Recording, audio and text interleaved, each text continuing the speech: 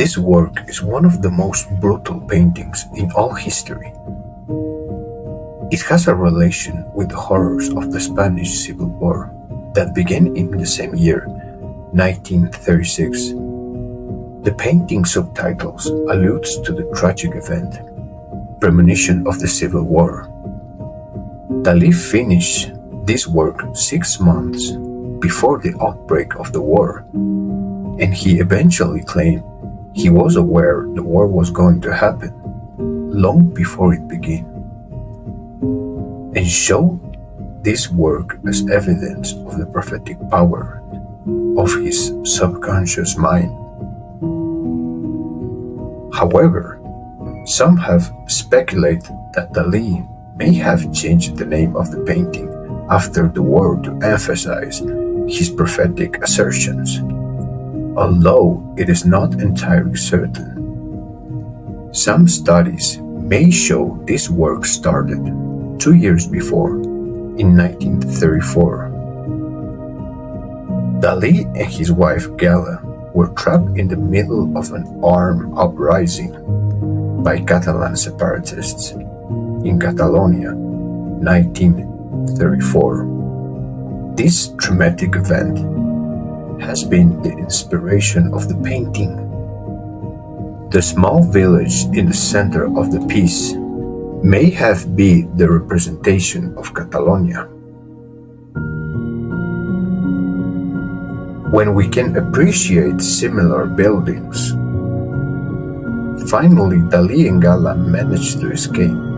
In the same year, they will get married in Paris, France.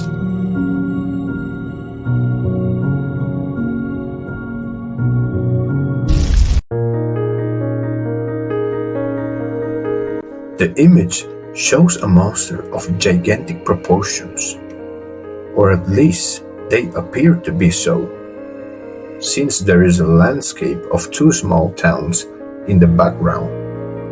In any case, proportions are not usually popular within surrealism. However, these towns could be far away, and that is why they look small.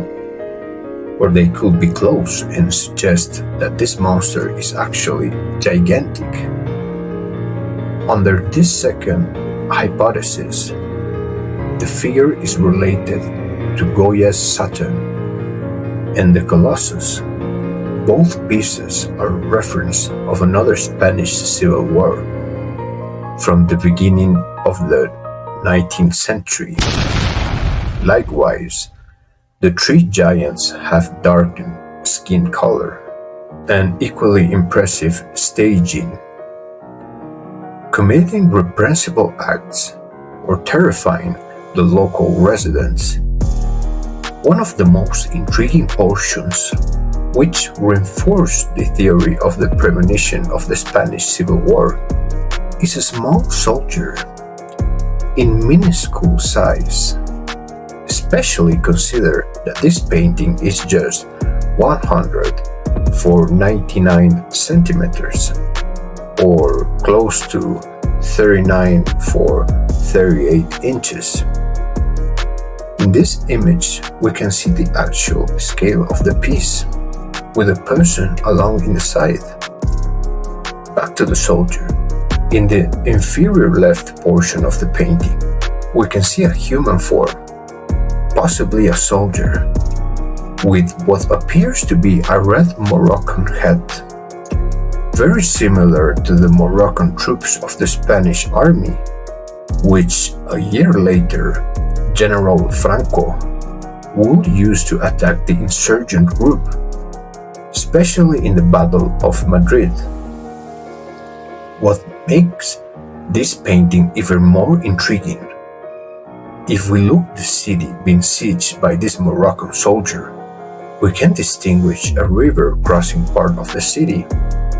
Is this the Manzanares River, the popular river passing through Madrid? On the top, a bridge, very similar to the Bridge of the French.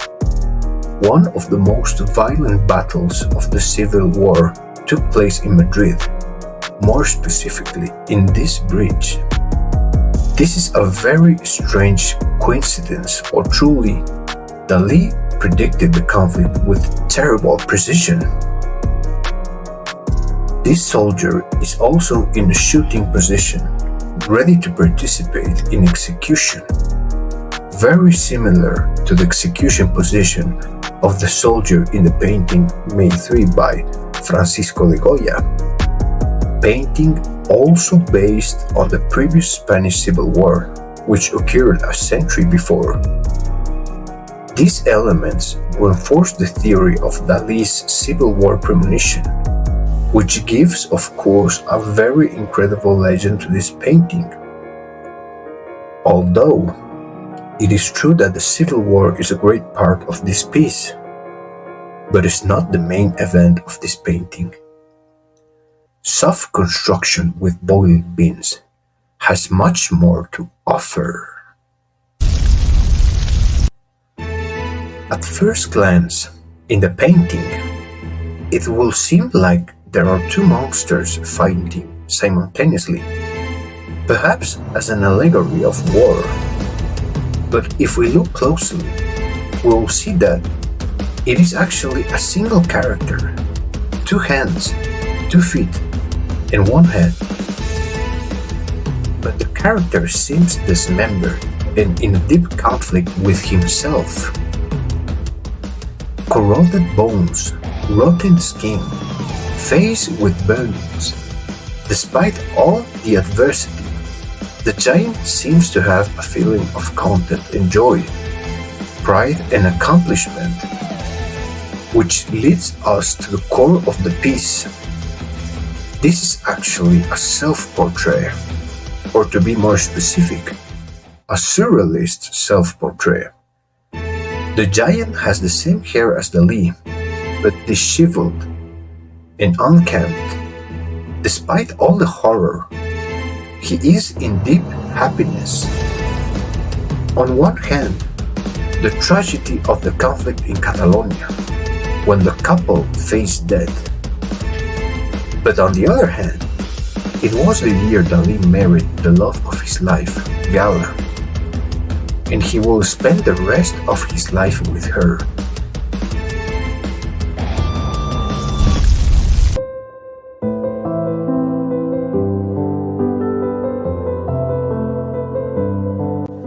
This is the reason why the monster is in great joy. Within its destruction, a sense of purpose emerges. In the highest space, between a clear and dark sky. In a metaphysical perspective, this monster is an analogy of one of the favorite books of Dali, The Tragic Sense of Life, by the Spanish philosopher Miguel de Unamuno, published in 1912. Actually, Dali considered himself as a student of Unamuno.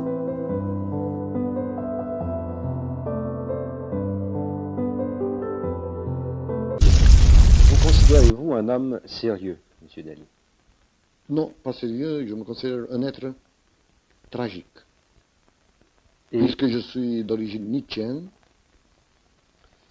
et après ça, je suis plus ou moins l'élève de Unamuno, lequel a écrit un des plus beaux livres, que c'est Le sentiment tragique de la vie. D'ailleurs, tout Espagnol a quelque chose de tragique dans le plus profond de son structure animique. I am a tragic man. I consider myself a student of Unamuno. In the tragic sense of life, we can see the reference of disease. Broken bones and suffering soul are not precisely negative features, but as part of our growth and progress. In the first pages, Unamuno gives the example of the story of the Genesis. When Eve ate from the forbidden tree, she condemned all humanity to sickness and death. But along with those terrible consequences, also to knowledge and progress. Another example in the book is the principle of vaccines, infecting our body with viruses, corrupting our organism in order to be able to adapt, get strong, and survive.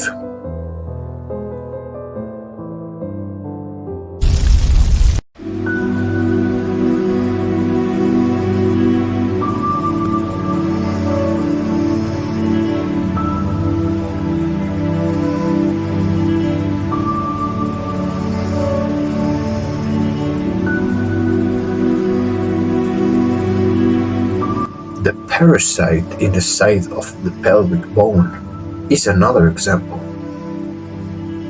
In the page 20, Umanumo refers rationalism as an insipid state of humanity. Mankind can live in isolation. If you don't speak, don't see, don't feel, don't cry, that is the condition of a parasite, not a human, who can survive inerrantly, clinging to its host, in darkness, in blindness, feeding but not living. This is the core of Umanumo's book. He rejects the life of reason for one of intense passion, faith, and love. In other words, he is the predecessor of the famous philosopher Albert Camus.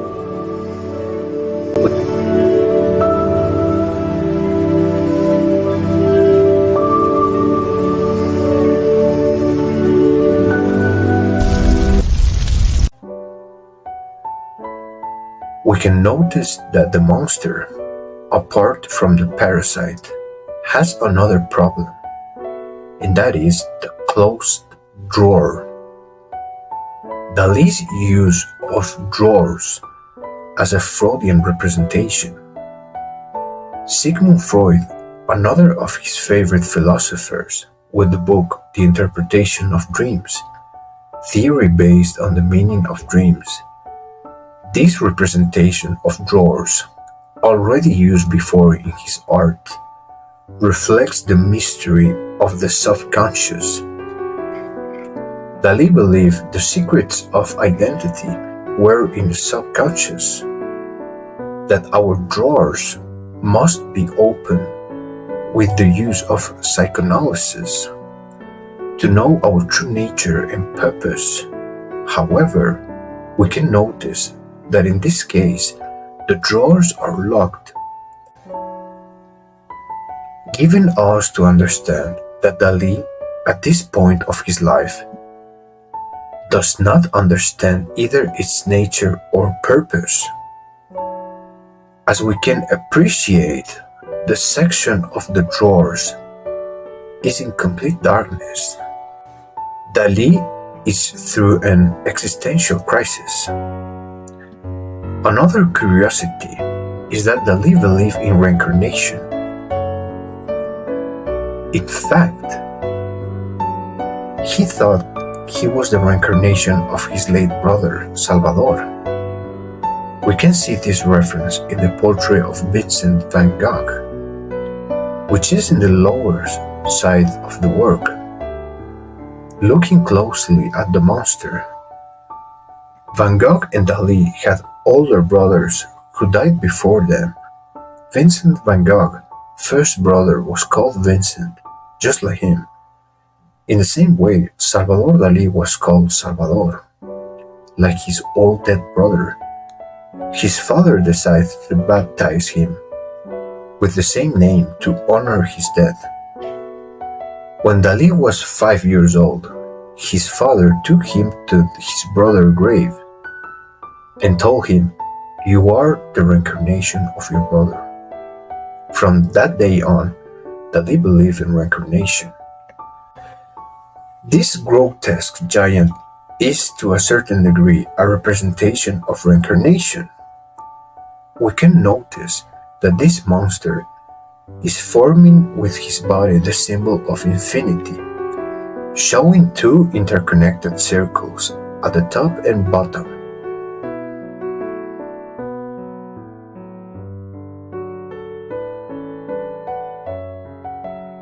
the upper body in the form of a knife, and with the rest forming an eternal loop of violence and filth, but also love and joy, just as Umanumo describes existence.